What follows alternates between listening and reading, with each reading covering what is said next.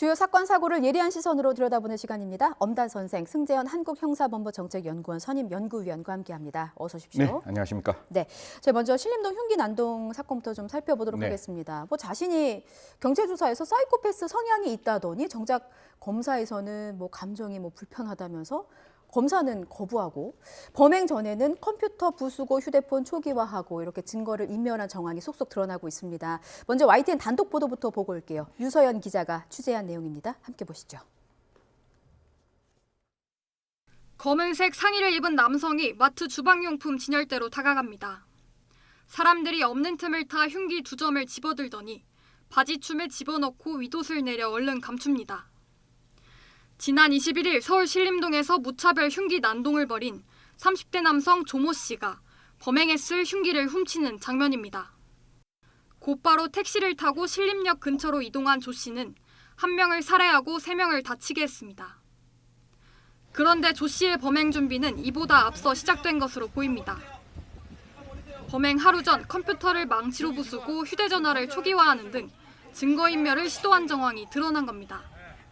경찰은 조 씨가 검색 기록 등을 지우려 한 것으로 의심하고 포렌식을 통해 관련 내용을 복원하는 작업에 들어갔습니다. 조 씨는 또 경찰 조사에서 자신에게 사이코패스 성향이 있다고 말하면서 또래 남성에 대해 열등감을 느낀다고 인정한 것으로 파악됐습니다. 다만 경찰은 조 씨의 진술이 오락가락해 신빙성이 떨어지는 만큼 정확한 사실관계를 밝히는 데 수사력을 모으고 있습니다. 조 씨는 원래 어제 사이코패스 검사를 받을 예정이었지만 감정이 복잡하다면서 돌연 거부하기도 했습니다. 조 씨는 최근 5년간 정신질환으로 치료받은 적은 없는 것으로 확인된 가운데 조 씨의 신상 공개 여부는 오늘 결정될 예정입니다. YTN 유서연입니다. 예, 끔찍한 흉기 난동범의 복잡한 감정의 비위를 좀 맞춰주면서까지 조사를 해야 되는 상황입니다.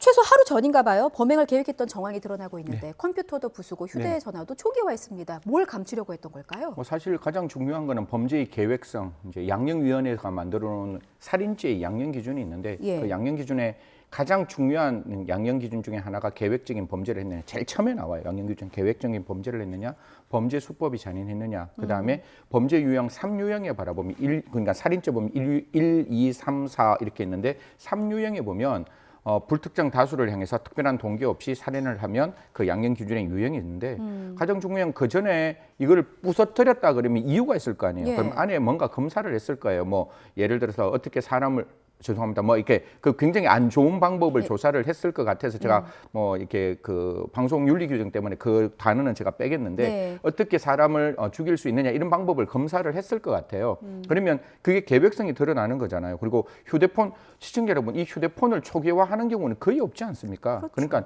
휴대폰을 초기화하고 아까 그 영상 보면 아시겠지만 이렇게 그 흉기를 사서 이렇게 배에 딱 숨겨서 이렇게 덮어서 예. 2개를 샀어요. 그래서 두 지금 개를 훔쳤죠. 예, 2개를 예. 훔쳤죠. 그러니까 그렇게 가서 택시를 타고 그 장소까지 가고 택시에도 택시 비용을 내지 않아서 택시 운전자 신고까지 하고 그리고 어떻게 보면 그 살해를 하는 방법이 잔인해서 말씀드리기 힘들지만 굉장히 살인의 고의가 충만한 그런 범죄를 했다면 제가 봤을 때 분명히 계획적인 범죄고 계획적인 범죄가 하루 이틀에 준비되는 게 아니라 이미 그 전부터 계속해서 검색을 했다면 충분히 이거는 계획성이 지속적으로 이루어지고 그 계획을 마지막 단계에서 우리는 딱 앉아서 잡혔잖아요. 예. 자기 계획을 다 이루었다는 듯한 모습이라서 굉장히 양형 기준에서는 양형에서는 굉장히 안 좋은 방향으로 흐를 것이다 이렇게 말씀드리겠습니다. 이게 계획 범죄냐 충동 범죄냐에 따라서 양형이 얼마나 차이가 나는 거예요? 사실 아까 제가 말씀드렸다시피 그 양형 기준에서는 감경 기준 가중이 있어요. 가중으로 분명히 갈 수는 있죠. 다만 조금 이따 설명드리겠지만 이게 사형이 될 수 있는지에 대해서 논의를 해야 되겠지만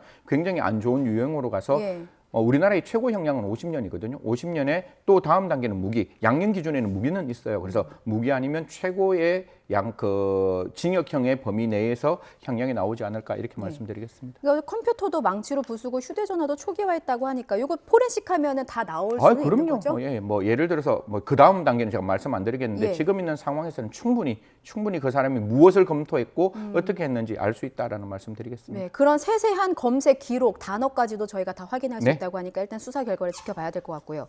처음에 검찰 조사에서 자기는 사이코패스 성향이 있다고 얘기는 했는데 그래서 검사 검사하려고 했더니 거부했습니다. 이거 거부하면 어떻게 시도할 방법이 없는 건가요? 마음을 알아야 되잖아요. 예. 그러니까 PCLR이라는 거는 그 사람의 마음을 검토해야 되는데 내가 내 마음을 모르겠다라고 이야기하면 그 결과의 신뢰성이 떨어질 수 있잖아요. 사이코패스는 PCLR은 4가지 분면입니다. 예. 그 사람의 개인적인 특성, 피해자에 대한 어떤 이모션, 감정, 그다음에 자기의 라이프 스타일, 마지막에 과거에 있는 범죄 전력인데 이미 과거에 있는 범죄 전력은 전과 산범의 소년부 송치 결정이 14건, 예. 그다음에 지금까지 살아왔는 모습을 보면 특별하게 목적지향적인 삶이 아니라 누구와 같이 함께 기생해서 사는, 그러니까 할머니나 주위 사람들에게 기생해서 사는 모습이 보였고 범죄 수법을 보면 피해자에게 어떠한 그 연민도 없었고 그리고 지금 보면 굉장히 거짓말 잘하잖아요. 예. 진술이 계속 바뀌고 예, 그게 있잖아요. 자기에게 가장 유리한 방향으로 진술을 바꾸는 거거든요. 예. 딱 잡히자마자 나 펜타닐 했어. 이 말은 그 당시에 내가 심신미약일 수 있어라는 가장 드라마틱한 변명이었거든요. 그게 다 거짓말이었잖아요. 근데 그러니까 마약해도 심신미약으로 그 상황은 만약에 마약을 하면 사물의 변별 능력과 의사 결정력은 떨어지죠. 예. 마약을 했다는 것은 문제가 있고 그게 원인에서 자유로운 행위가 되지 않는다면 예. 사실 그렇게 이야기하는 것 감경 요소가 될 수 있는 가능성은 있죠. 그 당시에 그 사람이 가능성 때문에? 그 사람의 입장에서는 우리가 많이 펜타닐이라는 게 너무 언론에 많이 나왔잖아요. 그 네. 당시에 머리에 딱 떠오르는 게 내가 마약했다 그러면 조금 낮아질 수 있을까라는 변명거리로 그걸 이야기를 했는 거예요. 그러면 뭐 제가 봤을 때는 그런 그 분면에 있는 모든 내용 중에 사이코패스의 경향이 보이니까 검사를 하면 사이코패스일 수는 있을 것 같아요. 그런데 꼭 한 가지 말씀드릴게요. 사이코패스가 범죄의 원인은 아니에요. 이 범죄의 원인의 동기는 어떤 또래 집단에 대한 개인적인 분노가 쌓여서 나타나는 것이지 결코 사이코패스가 지금까지는 다 그렇게 얘기했잖아요. 저 사람 범죄를 왜 저질렀어? 예. 사이코패스야. 이게 범죄의 원인은 아니라는 거. 그래서 사이코패스는 양형의 판단이나 형량을 마치고 세상에 나올 때 과연 바로 나오게 할 수 있는지에 대한 새로운 형사사법의 시스템을 만들기 위한 요건인 것이 범죄의 원인은 아니다라는 말씀드리겠습니다. 예. 조 씨의 진술을 보면 조금 모순된 점도 있는 것 같아요. 나보다 조건이 나은 또래 남성에 대해서 열등감이 있었다라고 얘기를 하면서도 범행 대상으로 남성을 특정하지는 않았다라고 했거든요. 근데 실제 범행을 보면 피해자는 다 남성입니다. 이 진술은 어떻게 보셨어요? 뭐 지금 왔는 이 조 씨, 33세 이 조 씨에 대해서는 제가 봤을 때 그 진술은 절대로 언론에서도 받아쓰기해서도 안 되고 경찰에서도 그 말을 그대로 받아들여서는 안 된다.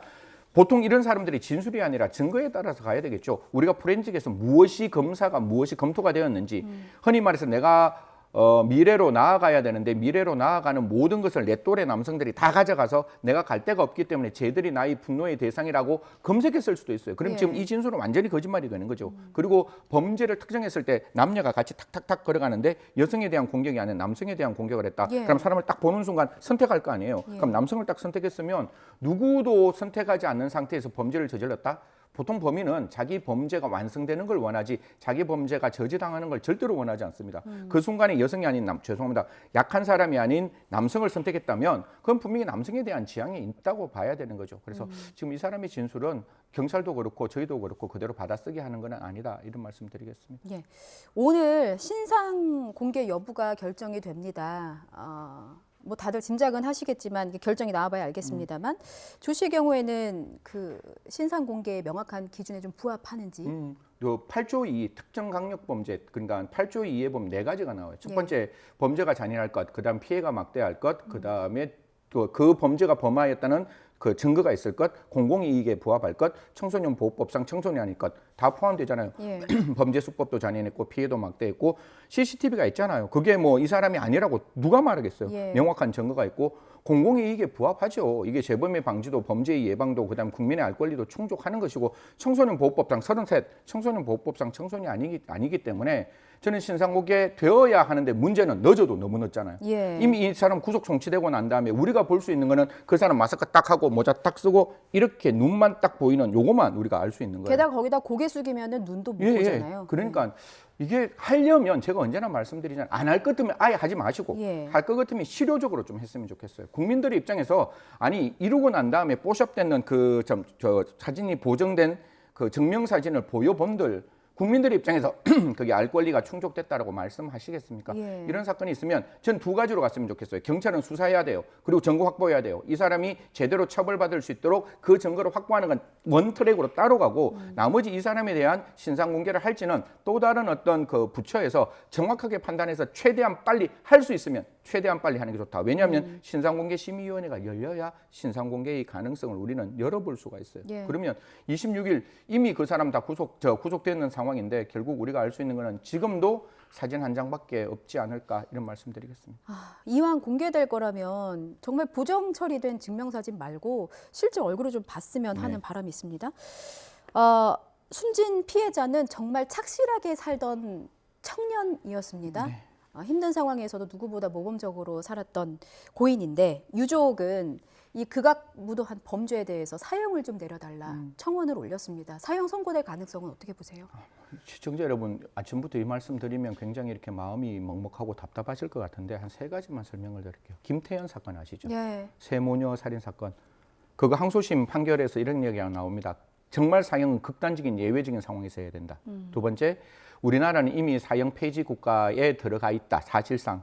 그래서 사형이 구형되더라도 선고되더라도 집행될 가능성이 없다. 그래서 사형 선고 안 했어요.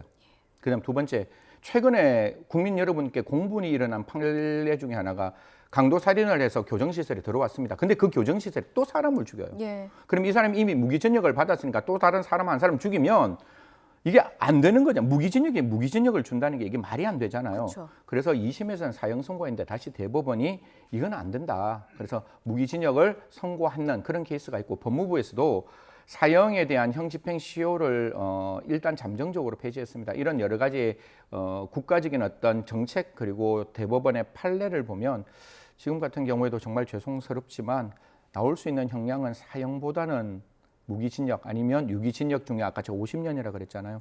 50년에서 가장 근접한 형. 물론 그 자체가 원래 유기징역은 30년밖에 안 돼요. 그런데 가중하면 45년 정도까지 되니까 그런 의미에서는 한 30년에서 40년 정도의 형이 선고되지 않을까 그렇게 말씀드리겠습니다. 3, 40년 선고된다고 하면 지금 피해자 조 씨가 30대 초반이니까 60대 나오는 거죠. 예, 5, 60대에 나올 수도 있는 가능성이 있다. 있다. 예. 유족의 한을 과연 풀어드릴 수 있을지 의문입니다. 자, 그런가 하면 이 조 씨 체포 과정에서 경찰의 대응을 두고도 좀 논란이 일고 있어요. 어떤 말이냐면 그 피해자 조 씨와 경찰이 대면을 했을 때 칼 버리세요라고 경찰이 존댓말을 씁니다. 근데 이 말을 두고 왜 피해자에게 존댓말을 쓰느냐라는 논란이에요. 어떻게 보세요? 저는 뭐 경찰이 그 현장에서 적의 대응이라는 이야기를 해요. 적법하고 의법한 대응을 하는데 예. 그러니까 범인이 굉장히 막 흥분되어 있는 상황 그리고 그 범인이 막 자기를 자해하려는 상황이었다면 저는 반말하는 거 그게 필요하다고 봐요.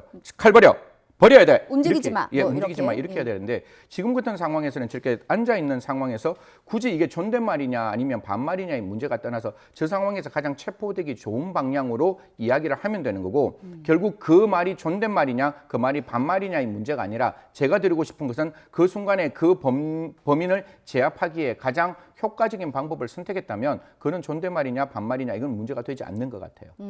테이저건을 썼었어야 하는 거 아니냐라는 지적이 그 부분도 있었는데요. 있어요. 테이저건은 어떻게 해야 되는가 하면 우리가 그 경찰관 무기를 사용하는 매뉴얼을 보면 예. 이 사람이 칼을 들고 다른 국민에게 다가가는 모습이 보였다면 그때는 테이저건 딱 쏴야 됩니다. 네. 그리고 예를 들어가 경찰관에게 달려와서 경찰관의 신체에 생명에 위협이 있으면 테이저건 쏠 수 있습니다. 그리고 다른 어떤 시민을 위협하고 있는 상황이라면 테이저건을 쏠 수 있는데 지금 같은 경우에는 전혀 이렇게 앉아 있었기 때문에 뭐 시청자 여러분께서는 그래도 써야 되는 거 아니냐라고 하지만 분명히 그때 테이저건을 쐈으면 다른 여러 가지 단체들에서 분명히 이야기할 거예요. 과잉 진압이었다고. 왜 그때 테이저건 쐈냐고. 충분히 테이저건 이외의 다른 수단을 사용해서 잡을 수 있음에도 불구하고 테이저건을 쏘았다면 다른 단체들에서 분명히 경찰관의 과잉 진압에 대한 이야기를 했을 수 있을 것이다. 이런 말씀드리겠습니다. 네. 흉기의 희은만 봐도 아우. 가슴이 좀 벌렁거리긴 하거든요. 네네. 많이들 뉴스에서 보셨을 거예요. 최근에 흉기 난동 사건이 벌어졌다라는 소식 저도 많이 전해드렸습니다. 혹시 동대문구 전통시장 영상 준비되어 있을까요? 예, 영상 한번 보시겠습니다. 지난 15일 서울 동대문구 전통시장에서 흉기 난동 사건이 벌어졌는데 당시 상황이에요. 출동한 경찰이 지금 흉기를 들고 있는 남성의 모습 보이시죠? 오른손 왼쪽 예. 손에 들고 있는. 예. 자, 이 남성을 경찰이 제압을 하는데 이때는 삼단봉으로 내려친 뒤에 곧바로 제압을 합니다. 지금 남성이 흉기를 들고 시장에 있는 시민들을 향해서 가고 있던 상황이었잖아요. 네네.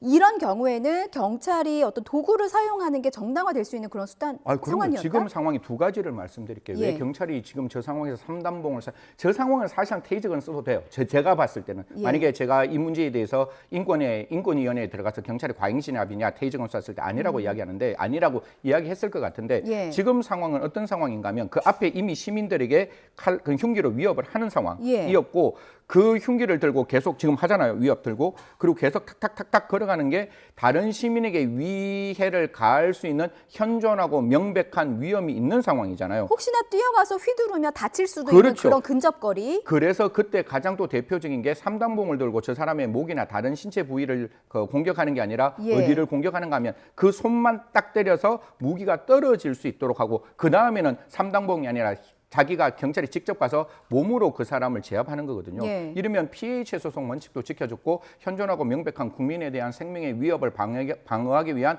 가장 효과적인 방법을 선택했다고 보면 저런 거는 주저없이 해야 됩니다. 경찰관이. 저렇게 흉기를 들고 국민에게 만약에 위협을 가한 상황 예. 이런 상황은 다시 한번 말씀드리지만 경찰이 주저없이 예. 테이저건이나 삼단봉 사용했으면 좋겠다는 말씀드리겠습니다. 예. 지금 체포된 남성이 출소한 지 1년도 안 됐고 초범도 아니고 재범자예요. 비슷한 범행을 한 적이 있었거든요. 재범 관리에 대해서 다시 한번 짚어볼 필요가 있다는 그 필요성을 좀 짚어드리고요. 다음 영상도 준비했습니다. 지난달에는 병원에 입원하던 사람이 입원 중에 흉기로 또 환자와 간병인들을 위협한 남성이 체포되기도 했습니다. 지금 경찰이 진압하는 장면이거든요. 흉기를 휘둘러서 공포에 떨게 하는 것만으로도 처벌받을 수 있는 건지 궁금합니다. 저 상황에서 왜 이거는 그냥 제가 개인적으로 갖고 있는 개인 병원에서도 아니면 종합병원에서도 준종합병원에서도 저는 분명히 의사와 간호사를 보호할 수 있는 좀 이렇게 청원 경찰이 반드시 있어야 된다고 봐요. 그 안에 지금 경찰이 오기 전에 저 사람이 이미 그 전부터 여러 가지의 불만을 제기했던 사람이고 왜 저렇게 흉기를 든지 아세요? 자기 링겔 위치에 병의 위치가 잘못되었다는 이유로 저렇게 하는 거예요. 이거는 그냥 민원을 위한 민원을 하는 거잖아요. 그리고 그 흉기를 들고 주위에 있는 의사와 그다음에 의료인들에 대한 협박을 했다면 당연히 특수협박죄로 처벌받아야 되고 저는 저런 사건은 간호사와 의료진 다른 환자를 보호하기 위해서라도 병원에서는 좀 청원 경찰과 좀 안전 요원들을 함께 배치하기를 정말로 원한다는 말씀드리겠습니다. 자, 흉기 난동범을 대하는 경찰분들도 수고가 이만저만이 아니에요. 조금 전에 있었던 그 병원 난동범 제압 당시 화면은요. 경찰이 방패를 들고 밀고 나간 거예요. 이게 바디캠에 찍혔는데 그때 상황이 그 영상 보시면은 다들 느끼시겠지만 긴박했고 굉장히 그 흉기를 든 난동범이 흥분해 있는 상태였거든요. 그래서 혹시나 있었을 사고를 또 미연에 방지했다는 점 말씀드립니다. 이게 특수협박죄인데 요거는 그 피해자가 이제 합의했다 하더라도 상관없이 처벌받을 수 있는. 당연히 처벌받을 수 있는 것이고 뭐 이런 경우에서 의료인들 그다음에 의료 관계자들께서는 합의 봐주지 만약에 그게 반의사 불벌죄라도 합의를 안 봐줬으면 좋겠어요. 그래야 따끔한 처벌을 받아야 이런 일이 없는 상황이 발생하기 때문에 좀 그런 부분에 대해서도 좀 적극 들여다봤으면 좋겠다는 말씀드리겠습니다. 예. 신림동 흉기 난동 사건이 벌어지면서 지금 모방범죄 우려가 굉장히 높아지고 있거든요. 그러던 중에 한 사람이 흉기 구매 내역을 첨부해서 인터넷에다가 살해 예고글을 올렸어요. 여성 20명을 살해하겠다. 근데 이 남성이 자수해서 붙잡히긴 했습니다. 뭐 자수하면 이게 혹시 양형 참작 사유가 되는 건지. 그거는 그 뒤에 뭐 검찰과 법원에서 판단할 문제고 우리는 지금 당장 그 사람을 수사를 하는 입장이잖아요. 수사할 때 자수가 양형의 판단에 뭐 영향을 미칠까 안 미칠까 그 문제가 아니라 긴급 체포는 사실상 세 가지 요건이 있어요. 첫 번째는 뭔가 하면 그 범죄가 중대하고 중필긴 이렇게 뭐 고시 공부했을 때 외웠는 것 같은데 범죄가 중대하고 그냥 그 긴급 체포가 필요하고 그다음에 긴급성이 있으면 긴급 체포가 되는데 범죄가 중대하다 당연히 지금 가지고 있는 이 사람은 그 정말로 그러니까 사람을 죽이려는 그 흉기를 구매했으면 살인 예비예요. 살인 예비는 10년 이하의 징역, 최고 상한이 10년이란 말이에요. 그럼 당연히 그 긴급 체포할 수 있는 중대한 어떤 범죄의 유형은 될 수 있는 것이고 물론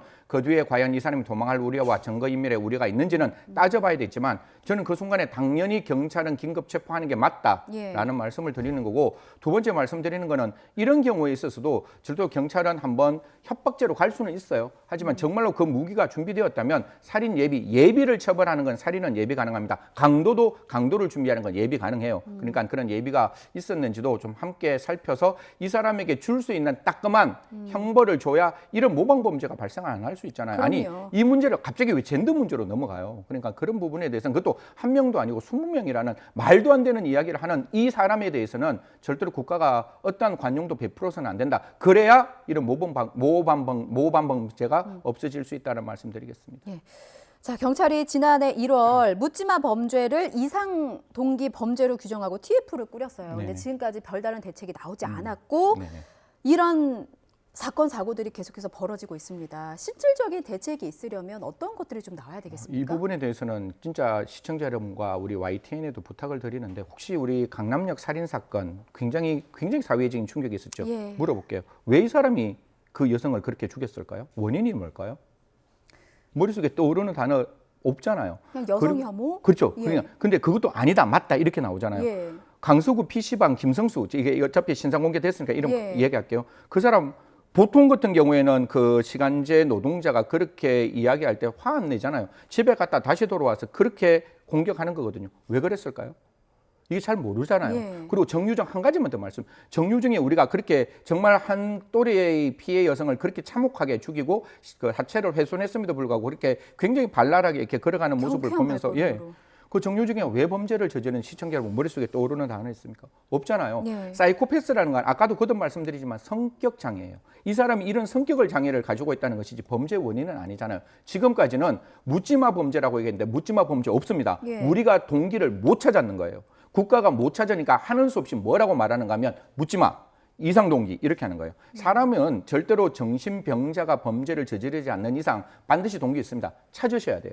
그걸 찾기 위해서는 무엇을 해야 되는가 하면 예. 그 사람들의 생애사 연구를 해야 돼요. 그래서 그 사람들이 왜 이런 범죄를 저지르고 어떤 점에서 분노가 나왔는지를 확인해야 되고 미국에서 외로운 늑대가 2010년에 CIA 국장이 이런 얘기합니다. 미국의 가장 위험한 사람이다. 예. 이러니까 갑자기 CIA가 124명의 외로운 늑대에 대해서 전수 분석 들어갑니다.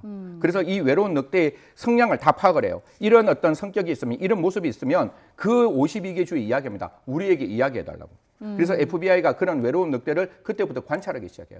그래야 사회가 안전한 거잖아요. 그러면 우리가 정말로 우리가 이상동기라는 것도 저도 싫은데 그냥 이상동기 범죄자들 제발 좀 전수 분석해서 이 사람들이 갖고 있는 공통된 어떤 범죄의 유형이 나올 수 있고 사이코패스도 우리는 모르지만 이미 그 전에 전조적인 범죄가 있어요. 가장 대표적인 게 뭔가 하면 동물 학대예요. 예. 이런 것들이 나타났을 때 그냥 이 사람이 동물 학대로 그냥 벌금형 주는 게 아니라 이 사람을 제대로 사이코패스 검사를 해서 이 사람에게 과연 우리가 어떠한 형사 정책을 만드는 게 향후에 더 큰 범죄로 나가는 걸 막을 수 있는지 좀 그런 분석을 좀 했으면 좋겠다. 미국 저 별로 안 좋아하거든요. 하지만 미국이 문제가 발생했을 때 그 문제에 대해서 대응하는 것은 정말 신속하고 적극적이고 효과적이고 실효적으로 합니다. 예. 제발 좀 그런 예산과 인력을 들여서 이런 범죄가 발생했을 때 좀 우리가 앞으로 어떻게 대응할 수 있는지 이 사람 처벌 반드시 해야 돼요. 하지만 다시 한번 국민이 이러한 피해를 받지 않도록 국가는 적극적으로 노력해 주셨으면 좋겠다는 말씀 드리겠습니다. 그러니까 이상동기, 외로운 늑대 같은 이상동기 범죄자를 사전에 전수조사해서 철저히 지금 관리하는 나와 해외 있는 사례처럼 그렇죠. 네, 그런 사례처럼 그 사람들을 전수조사해서 잠재적인 전조 증상, 동물 학대 같은 이런 이상 범죄가 있는지를 반드시 확인을 하고 확인이 되고 나면 범행 동기를 철저히 분석을 그렇죠. 해야 한다. 사람의 어떤 기본적인 어떤 그 이상 동기 범죄를 다 분석하다 네. 보면 특징이 있을 거니까 그 특징을 제발 좀 국가가 이제 국민들에게 알려줬으면 좋겠다는 예. 말씀 드리겠습니다. 알겠습니다. 더 이상의 동일 범죄는 드러나지 않기를 바라는 마음입니다. 지금까지 승재현 한국형사본부정책연구원 선임 연구위원이었습니다. 잘 들었습니다.